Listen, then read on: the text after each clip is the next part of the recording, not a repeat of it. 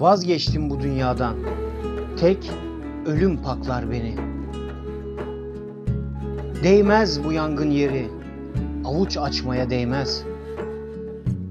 Değil mi ki çiğnenmiş inancın en seçkini? Değil mi ki yoksullar mutluluktan habersiz? Değil mi ki ayaklar altında insan onuru? O kız oğlan kız erdem dağlara kaldırılmış. Ezilmiş, hor görülmüş el emeği göz nuru. Ödlekler geçmiş başa derken mertlik bozulmuş. Değil mi ki korkudan dili bağlı sanatın? Değil mi ki çılgınlık sahip çıkmış düzene? Doğruya doğru derken eğriye çıkmış adın. Değil mi ki kötüler kadı olmuş Yemen'e?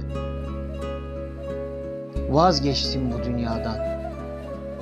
Dünyamdan geçtim ama seni yalnız komak var, o koyuyor adama.